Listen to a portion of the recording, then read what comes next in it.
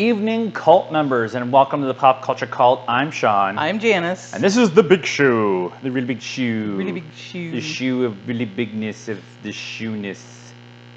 I've been in a shoe. What? Hi. Nobody ever likes my intros.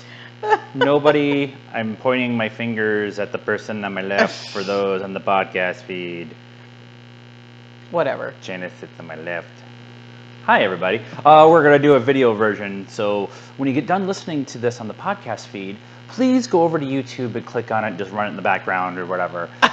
Listen we to need it. the clicks. We need the clicks is what it comes down to. We have a bunch of random stuff, and then we're just going to talk about, after the break, we're going to just talk about the movies that we've seen so far the first half of the year, and kind of what we like, what we've liked and what we haven't liked, and what we look forward to Spider-Man in the next couple of months and stuff. Yes. And so, okay. I didn't put this in my notes, but I wanted to mention it because I wanted to talk about it for a second. We are digging the hell out of the Wizards Unite Harry Potter mobile game. Yep. We may wander off after recording tonight to go play again. It's a good way to, work off a little dinner. Exactly. Needed to last night. But it's for those who don't know, it's a Harry Potter based mobile game, and it's very much like Pokemon Go. It's just Harry Potter themed, and you get to cast spells and work on potions and. Yep. And where we live, about an 8-minute walk, a 5-minute walk. Less than that, yeah. There's a ton of stuff. Yeah, so yeah, we've been able to level up pretty quickly because of that. Yep. But yep, I got to level 11 today. I got to 12 today. So we are discussing nothing set in stone, but keep it in the back of your head of doing a meetup, play along one night in the Chandler, Arizona area. So if you're somewhere nearby, keep an eye out on the Facebook and the social media stuff for that. Yep. We may have already scoped out a park that is very full of all the things. So we'll let you know. We'll keep you up to date. Today officially started the filming of Bill and Ted 3 Face the Music. Somebody is way more excited than somebody else. Alex Winter, who plays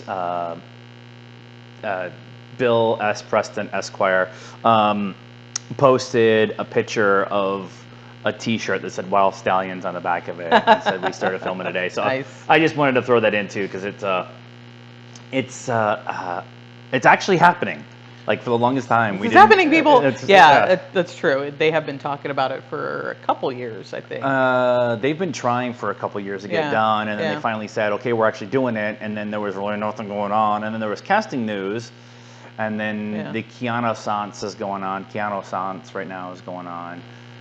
The resurrection of Keanu Reeves is instead of the renaissance of Keanu Reeves. Instead of the reconnaissance, we now have the Keanu Sans. I don't care. It's going to be awesome. Even if it's bad, it's going to be awesome. The first big story, though, is Joss Whedon has not really been doing a whole lot. He's been doing he's been working on some of the comics and stuff, and he got a little burnt. He got after Age of Ultron. Yeah, he was, And so his next big project, is going to be called The Nevers.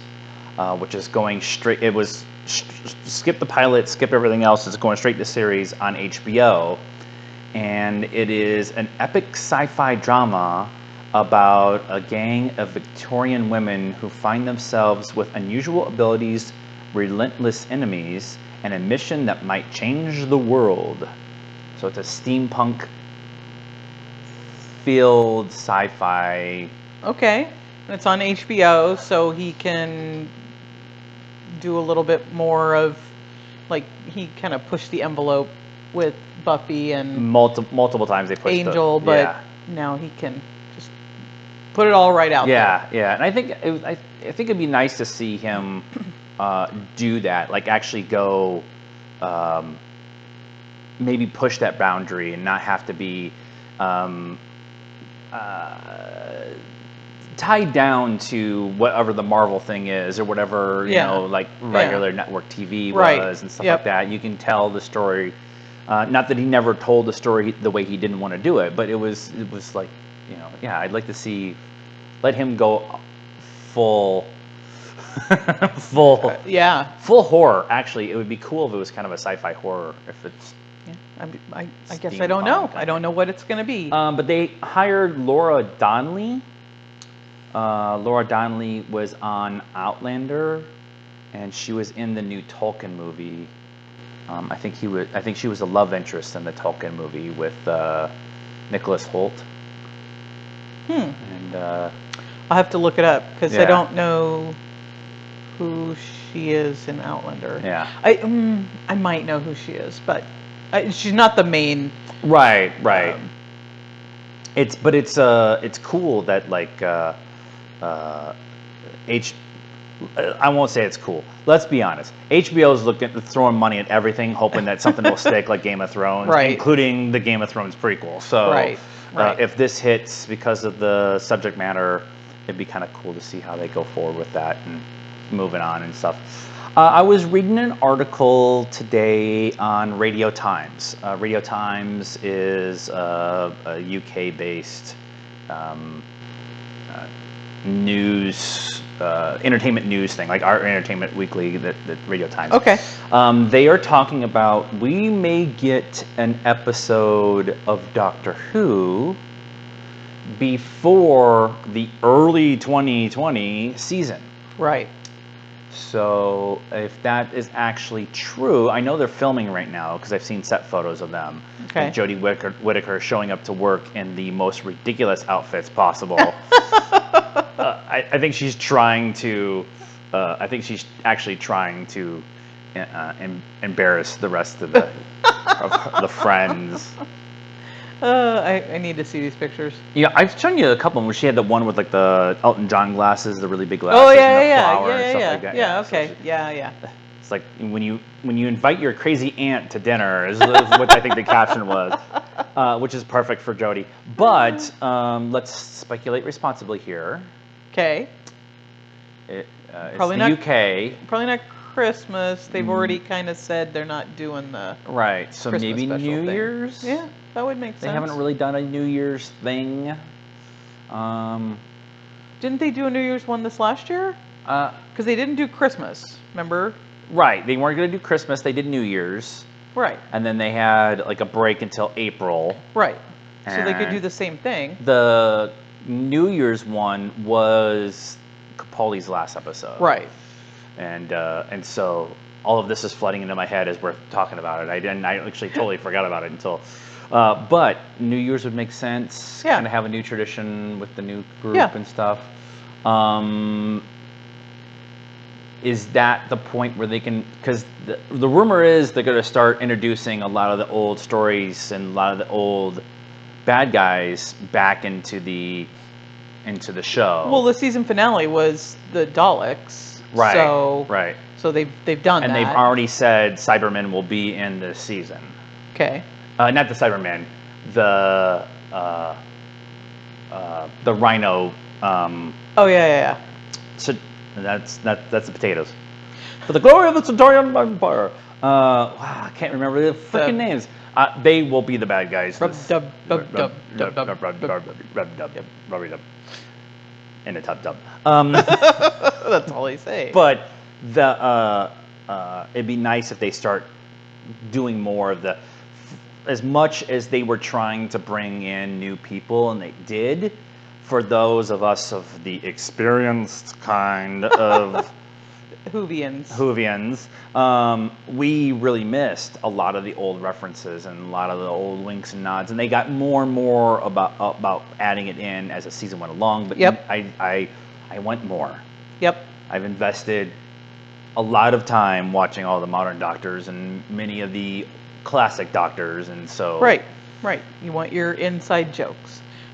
Just bring Osgood back every 10 episodes and have her be the hey, remember this part kind of thing. Yeah. Anyway. Well, they did hint at Unit in this last season too. Yeah, so. right towards the end, they Yeah, kind of made in they that- made that some last kind of episode. comments about Unit, and she made references of being an old man in the Dalek episode. Really leaned into it because Right. Daleks have been around since like episode 3 or whatever. So Right. I think one. I think they were were in they the first one. first episode? I know they're so. really early. So we're gonna go with New Year's episode right now until we hear something official. That's what we're saying. Just bring Nick Frost back as Santa Claus. Oh my gosh. That would be awesome. We've done 3 trailer reactions this last week. Yep. We just did Jumanji: The Next Level. We talked about it in the trailer reaction that they got to work on that title. It's not a bad title. It just seems cheesy compared to the last one. We got the Hobbs and Shaw last. They're calling it the final trailer. Final trailer. Well, it comes out next month. Like, Yeah, the like second a month or from something like first that. or second. Yeah. So So that would be that one. It's bonkers. It's completely bonkers. And I'm super excited, and I'm in. And then Charlie's Angels right. 'Cause dropped with we Elizabeth Banks. need another Charlie's and, Angels. Elizabeth Banks wrote it, directed it, is producing it, and then she's playing Bosley. Right. She's playing Bosley's daughter, granddaughter, something along that line. I said in my trailer reaction, I will post it at the end of this episode for the YouTube folks. I want female James Bond. And it kind of has a female James Bond kind of feel to it. It's just not grabbing me where I'm like super excited to go out and jump in the theater for it and stuff. I mean, I watched Charlie's Angels back in the 70s when it was on TV, and it was a big deal. But you know, the what was that? Early 2000s one with Cameron Diaz and Drew Barrymore and all. Yeah, I mean, it was Bill Murray. And the first one was okay, and then the second one was just the exact same thing as the first one, and I just don't care. That's fair. That's fair. And for me, if you're gonna do like those ones, I liked because they were just being campy and having fun with it, and it was really that like not really when girls were kicking ass in movies. Right. This one, like I want them to be the full on. I want a dark Charlie's Angels is what I'm really asking for. Can we get the drunk Daniel Craig kind of version Bond? That might be Anna. We might have to go see Anna. We talked last week's show about all the stuff that's coming to Comic-Con, San Diego Comic-Con. There's been a lot of talk online about the fact that Sony, Universal, and Warner Brothers aren't going to be there. And how this means that there's nothing good going to happen at... Right, they say this every year. Right. Nothing's going to happen. Marvel didn't show up last year, so there was a big hoobla-ha about Marvel not showing up because they didn't have anything to talk about. Endgame had already been, or Infinity War had already been out, and Captain Marvel and Endgame didn't come out for like 8 more months, so it didn't make any sense to be there. Right. And then Marvel's going to be there this year, in fucking force. I don't think I left it open. It's on the list, so I'm going to talk about it now. Agents of S.H.I.E.L.D. has a Hall H panel. They've never been in Hall H. Wow. It's a Thursday Hall H panel, but it's still a Hall H panel for them. You know, there's not a whole lot of people coming to Hall H, so they can right, they could kind of get away with it. And then they had Ballroom 20 for the CW stuff. No, it was Marvel. It was Marvel Comics actually was doing Ballroom 20, and it was for Marvel 1000. It's like a retrospective of Marvel Comics and whatever. Okay. And then they had like 8 to 10 other panels that were going on in other ballrooms at the convention center that were all based on the Marvel Comics and all the different things that were going on and some of the artists and stuff like that. So I thought that was cool. But Agents of S.H.I.E.L.D., which is which has always been at Comic-Con and Ballroom 20, getting Hall H, and oh, by the way, ABC keeps trying to cancel it, Yeah. and they keep getting stuck, they keep... And Disney keeps saying, no. No. And they have a shortened season this year, which might be done by the time they go to San Diego. Yeah. And they've already been picked up for next year for a shortened season too. So Yeah. it's so they can kind of play with a lot of different things. And we watched the premiere episode. We're waiting for them to kind of build up, and then we'll sit down in a couple days and watch all of them together. And, because we like really binge and stuff. But the first episode of this season was really good. Yeah. It picked up from last season, set up the season. I really like it. Coulson's a bad guy. But it was really cool. And then Netflix today announced that they're doing 2 Hall H panels. The first one, I'll have to come back around to this story. The first one is Henry Cavill's Witcher dropped today. He dropped a whole bunch of photos on his... Wait, the show dropped? No. Oh, okay. So he posted like 9 photos, like publicity photos of The Witcher. Okay. Everybody in their costumes and their makeup and everything. Right. No, like when is the trailer coming or anything like that. But it looks like it's going to be pretty epic. Is pretty much what it's looking like. That panel's on Thursday or on Friday, and then the panel right behind it on Friday is going to be the Dark Crystal: Age of Resistance. So they're going to do... Netflix is going to have back-to-back, and these are both big-time shows for them. Right. That they've been putting a lot Has of time. Netflix ever done Hall H? Not that I can think of. Okay. I think Stranger Things did Ballroom 20 last year, ahead of the October, the Halloween, last season, not last year, but the year before. Right. I think that was Ballroom 20 that year. Okay. But Netflix is coming with 2 big shows. Yeah. So I thought that was kind of interesting. And then CBS announced today metric shit ton of Star Trek stuff that they're doing at San Diego, including exclusives and small room panels and big room panels, including they're doing an hour and a half on Saturday in Hall H of the Star Trek universe. Wow. And so they're doing, they're going to have Discovery, the cast and everybody come out. They're going to do stuff for Discovery, Season 3, and all that kind of stuff. Then they're all going to leave. Then they're going to bring out the creators and do a first look of Star Trek Lower Decks, which is an animated series. It's supposed to be kind of campy fun, poking fun at the Star Trek universe or whatever. It's also going to be on CBS All Access. And then they're all going to leave, and then they're bringing the Picard series folks out. So they're going to have 3 half-hour segments is what it kind of sounds like. And it's all Star Trek based and all of it. So they're doing a Picard series? Is this on CBS All Access? Yes. Okay. And is it young Picard? No, it is retired Picard. And is it Jean? And it is Patrick Stewart. It is Patrick Stewart. Oh.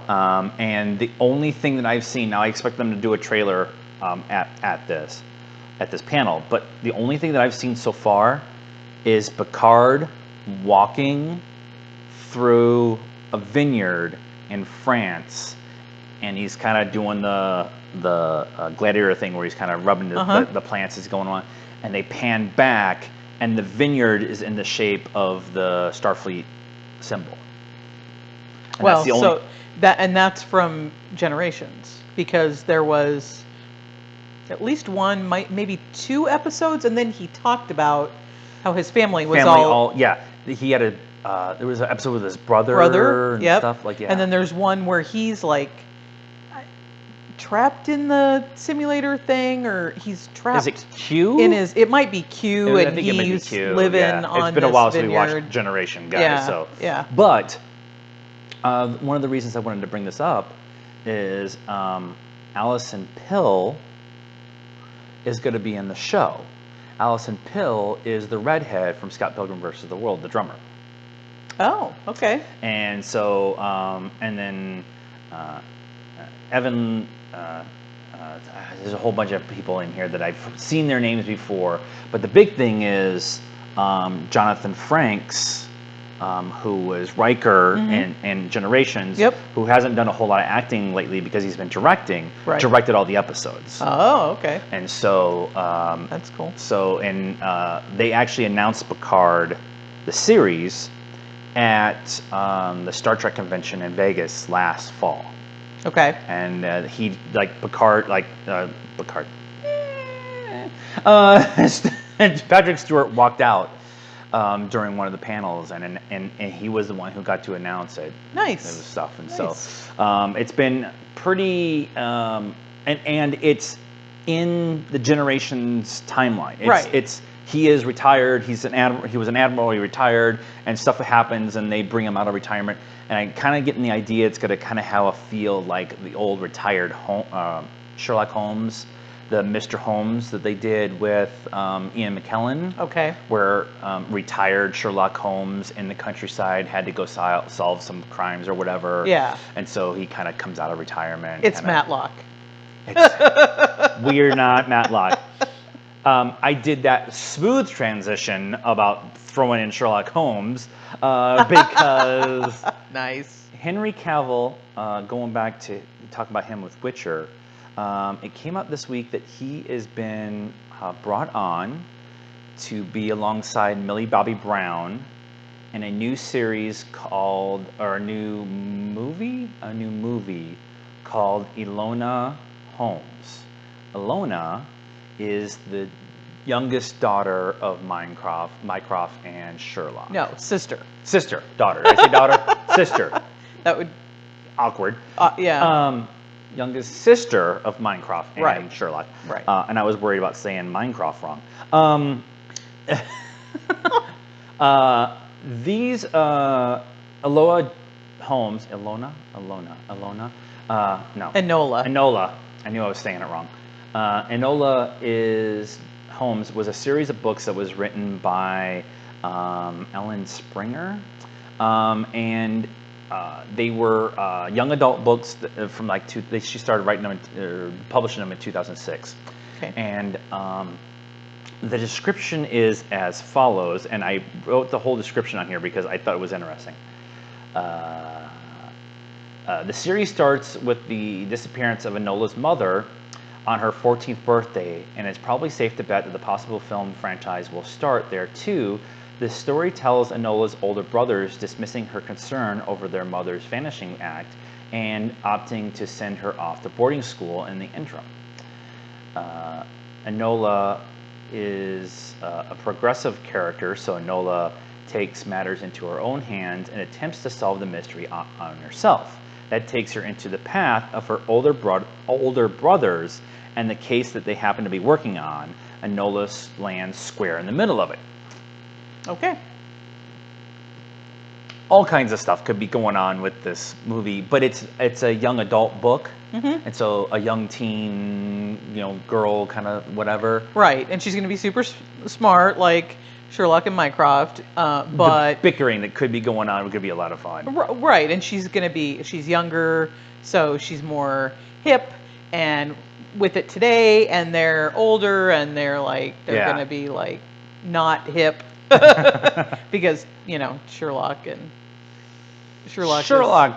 texts by the end of the Benedict Cumberbatch series, but Minecraft is just right off the rails. But there's no word on if they're gonna do this in modern times or Victorian era, like the originals, right, stuff like that. Right. But Henry Cavill is gonna play Sherlock.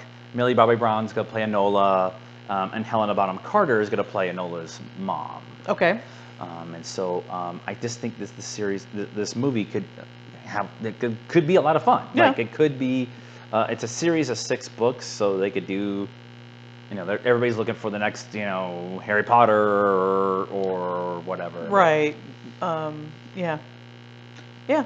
I mean, I guess we'll see how young they make it. If it's going to be shooting for a teen audience or more like Hunger Games or.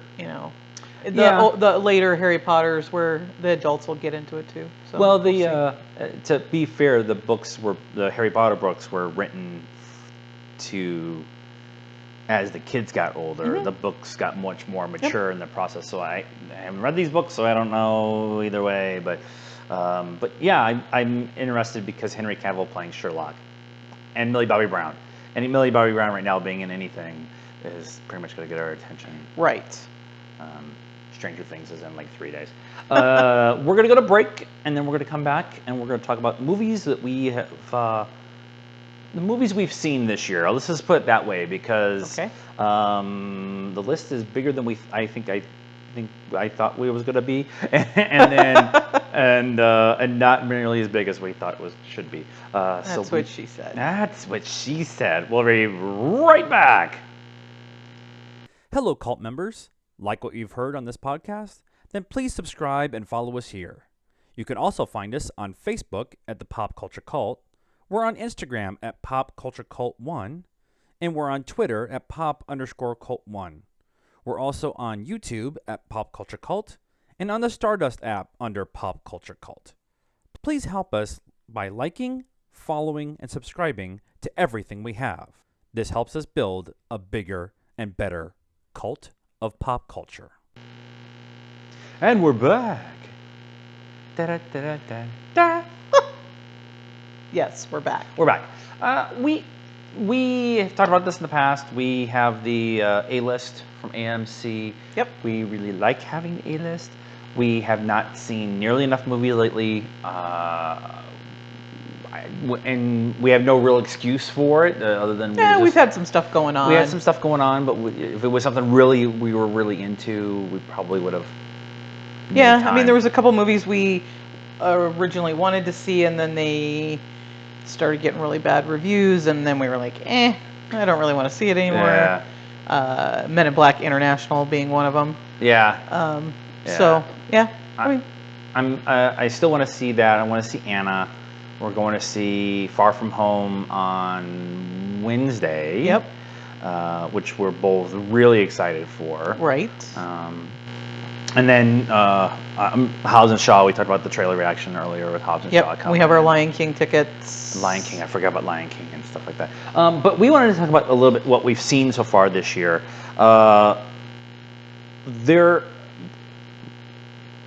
We're just going to get this out of the way. Endgame is going to be the best movie we ever see all year. Right. We saw it 3 times in the theater. We tried to go see it again this weekend, and we couldn't get in the theater because they put it in a freaking shoebox. Yeah. But it's going to be number 1 most likely the rest of the year, unless something comes in and blows us out of the water like midway or something like that. It's not going to happen. It's not going to happen. All right. Let's talk about a couple movies that I think in retrospect were probably better, the 2 movies I'm thinking of right now is The Upside with Bryan Cranston and Kevin Hart, and then Fighting with My Family, the wrestling movie. Right. Speaking of Nick Frost. See Nick Frost and Lena Headey, who you don't even know it's Lena Headey the whole time. And so I would like to say Florence. that we saw The Upside like 5 years ago. Right. Not 6 months ago. That movie came out the 2nd week in January or something like that. Yeah. No, it's like, yeah. It seems so far And it's away. going to be one of those movies that I think is going to be probably in my top 10. Like Upgrade. Upgrade was that one we saw early in the year and just kept kind of sticking around. I really liked The Upside. I thought what they did with it, it could have been really easy to have Kevin Hart go full Kevin Hart, and sometimes he does. But he was really good. Bryan Cranston was really good. Yeah. But that and Fighting with the Family were the 2 movies I think that were the ones that kind of flew under the radar for like all the big superhero CGI fest movies that we love to go see. Those are the 2 I think so far we've seen this year that I've been super pleasantly surprised by them themselves. Yeah, definitely the upside. Fighting with Family was okay, but it wasn't. I don't think that'll sneak into my top 10. Probably not, but it was one of those where it could have been the super cheesy wrestling movie, campy, but it really was about a family. Oh, by the way, the background was Yeah, around I mean, it's a wrestling and true stuff. story, so that probably helps. Yeah, and the people that were involved, like, Dwayne Johnson was actually a producer on the movie. Right. So Right. he wasn't allowing it to just be, some kind of throwaway thing or Right. whatever. We saw On the Basis of Sex that technically came out last year. It was like one of those where they were trying to get it in for the Oscar consideration, so I had limited release like the last week of December, and then like a full release the second week in January. Yeah. And it was good. It just, I don't think I think it could have been better. Yeah, that's fair. It was good. I was really happy with everybody's performance. I love the story, but just sometimes it just doesn't work the way I think everybody wanted to. But then let's talk about the 2 Netflix movies before we get into all the big showy ones that we've seen so far. The 2 Netflix movies that we've watched so far this year is Polar with Mads Mikkelsen and Triple Frontier with everybody and their brother. Right. Polar was amazing. Polar is, in our house we call it plaid. And the reason we call it plaid is it's from Spaceballs. Yep. Yeah, that's how we are. That's how we roll in this house. But they go past ludicrous speed, and they go plaid. Yes. So they've gone beyond ludicrous. But Polar was plaid. It was graphic violence and graphic sex and super bloody and amazing. Yeah. Yeah. It was fun. I'm not sure you can describe that as fun, but it was fun. It was fun, based off a graphic novel that is also very bloody and very sexual and everything. And a lot of people complained about how that movie had, the plot was very ABC and it's not what it's about. And I'm like, you're missing the whole point. Like, you love dodgeball, and then in the ridiculous of dodgeball. And that's very much an ABC plot.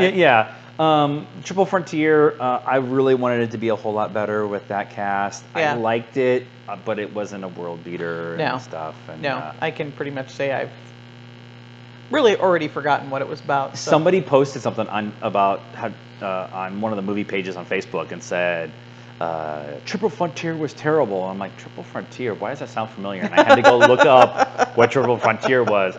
That's how bad. Not that it was that bad, but like again with like Basis of Sex, what they had there was a really cool, fun, easy. It was a good idea. Yeah.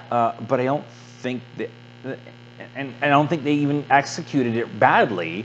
It just didn't seem like it just. Yeah, there was just something missing. Whether it was some direction, good score, or maybe the writing. There was just something missing. Yeah. So, and then we got all the comic book movies we've had this year: Alita, Captain Marvel, which we just bought on Blu-ray, Endgame, Shazam! I forgot the exclamation point. Hellboy. All of those we've already talked about, kind of about Endgame.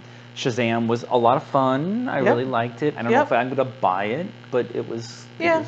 Yeah, it was good. It's a little more kid-friendly, geared towards kids, which totally makes sense. It's about kids. Yeah. So I'm not mad at that, but it was good. Yeah. Hellboy was disappointing. But of the other than Endgame and Captain Marvel, I mean, like I said, we bought it on Blu-ray. It's probably not even in my top 10 of Marvel movies, but my top 10 of Marvel movies is like when the bar's up here, it's hard to get there. Like for me, we need to do a whole episode on ranking our Marvel movies. Like just sit down and do all 22 movies. Maybe after Far From Home gets out, and we can kind of sit with it for a minute. Yeah. We'll sit down and do all the Marvel movies in one episode and just kind of work our way through it. Right. But Alita Battle Angel. Yeah. Now there's some caveats we're going to add to all of this about Alita. Robert Rodriguez is one of our favorite directors. Yep. And having him involved in being the director of this movie and all the stuff that they did with it was pretty awesome. Christoph Waltz is one of our favorite actors. Yep. And so pretty much anything that he's going to be in, we're gonna give it an extra star, an extra point to go ahead. I still like Spectre, but nobody else apparently does. But Christoph Waltz is awesome in it. But we got to go see a fan event for Alita, and in the special Uber 3D edition. Yep. With the Dolby sound, it was weird. I don't even remember it was like super Uber special sound. Yeah, and I'm interested to watch it again. I'm waiting for it to come out on Blu-ray because I'm going to buy it on Blu-ray because I actually want all the extras of how they made it. Yeah. Because that's part of the story for me is how it all got to kind of came together. But I'm interested to see how it holds up, not in that Uber 3D super Uberness. That was one of the issues that people had with Tron Legacy, because we saw Tron Legacy in the IMAX 3D. Yeah. Which was boner making, like unbelievable. And then we got home and we're like, I don't know how good the story is because it looked gorgeous the whole time. And then we got home, we really liked the story. It's probably one of my top 15 movies of all time. Yeah. Because I'm a weirdo. But with Alita, we're very interested to see how it translates outside of that to the smaller screen. Right. We got to see John Wick and Godzilla recently. We got to see Godzilla at Flick's Brew House. That's what it's called. Right here on the corner. We'll have a diatribe about Flick's Brew House here in a minute. But again, I don't care about the story plot, or the storyline or whatever. Stop trying to make monster movies some, Pride and Prejudice. Right, and John Wick 3, like I love the story and the fight scenes and the. It's not really a spoiler. There's a big fight scene at the end, and it's in this. I'm going to call it Crystal Palace, but it's in a glass. It's very Enter the Dragon. Very Enter the Dragon, but with windows instead of the mirrors. They did the mirrors in the last one, and this one they did windows and stuff. That set cost $4 million to create. Right. Just that set, and then they went and destroyed it as they were doing, shooting and everything. Yeah. But I love that. Yeah. And Rocket Man. Now I wanted to spend a little bit of time talking about Rocket Man because for me right now, outside of Endgame, it's probably my favorite movie of the year. I can agree with that. For right now we're July 1st. So we are essentially exactly halfway through the year. Yeah. And so we have a ton of stuff that's coming the rest of the year, and then we get it on the Oscar bait movies at the end of the year. But this, we both had Bohemian Rhapsody in our top 5 last year. Yeah. And I think this might be a better representation of the main person that the story is about, and probably maybe better executed. However, it's a musical, and the other one was a biopic, and so right. Well, they're different. I don't know. I wouldn't say that it was better. I think that they're equal. They're just different, right? That's fair. Yeah. As to steal from Robert from Late to the Party, if Elton John were a movie, this was him, which works because he was part of the team making it, the producing team. Was he producing? I think he was on the executive set or whatever. Yeah. So I mean that makes sense. Yeah, I mean right now looking at the list that we've gone to so far, I would say Avengers is my number 1, Rocket Man's my number 2, and Missing Link is my number 3. Really? Yeah. Missing Link? I really liked that movie. I literally liked it too, but I don't know if it was I don't know if it just didn't grab me enough or whatever. I thought it was really cool. Zach Galifianakis as the Sasquatcher. Yeah. It's just different, you know. I mean, it's like stop motion. It's stop motion, and the story was a little, you know, story was smaller, and it was just, you know, John Wick and Shazam, and we've seen all of that before. Yeah. And it was just different, and I liked it. I think if I were to do, mine would be Endgame, Rocket Man, and then I'm Upside. I think. Yeah, Upside. I really liked Upside. Yeah. Like I really liked it, and I'm not. We've talked about this in the past. You know, I like big shiny movies. That's why Alita was so is one, Right. you know, and Endgame and stuff. But it was last year. Star is Born really grabbed me. Yeah. Because much of the same thing. It was a very emotional story, and I didn't have an emotional connection to the previous 50 versions of the movie or whatever, and so it really grabbed me emotionally. And this story with Upside was too. It was one of those, like, it's not a story that's like, you know, this week's version of a romantic comedy or whatever. It's a new story that you haven't necessarily and it's seen based off of before. a true story, Yeah. and that kind of helps Yeah. too. But I think my top three would be Endgame, Rocket Man, and Upside right now, with Alita right there. But again, Alita, like I was saying, I actually want to kind of see Alita again. And sit on it. This will all change as of Wednesday about midnight or so. What, 7 is our 7.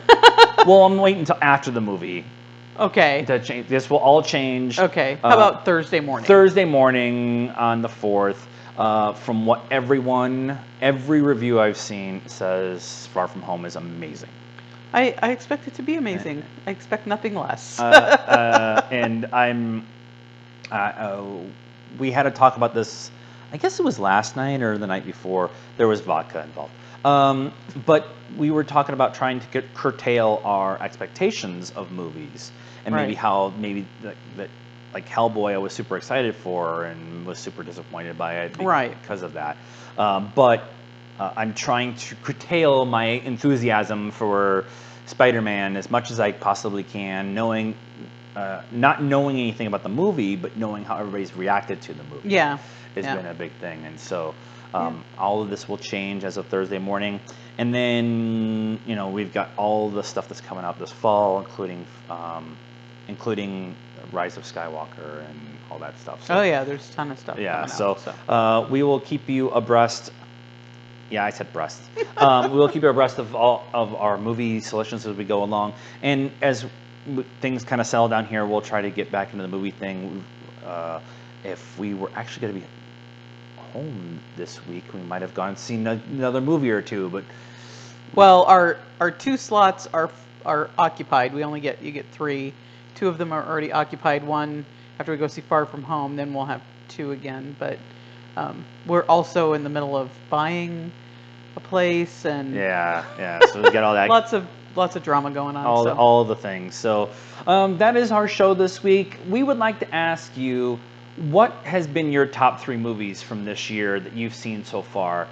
Maybe you've seen 50 movies, maybe you've only seen 3 movies. Let us know in the comments, both in the podcast feed and here on YouTube. And let us know. And just, you don't have to put them in any kind of order. Just say, hey, these are my 3 favorite movies of the year so far. Yeah. If you have 7 movies and you will put 7 movies in there, that's fine too. So. Rule breaker. I see how you are. I'm looking at you. So let us know in the comments about what your favorite 3 movies are this year.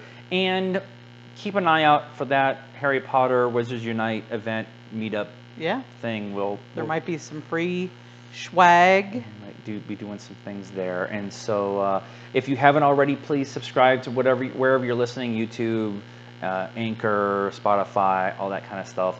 Help us on Patreon. We have a Patreon goal that we're working for there. And we're on all the social media stuff, Facebook, Instagram, sometimes Twitter. All that description and stuff like that. All that is in the description, all the links and everything. Yep. That's this week's show. The Big Shoe. Really big shoe. The Really Big Shoe. Until next time, good night, cult members.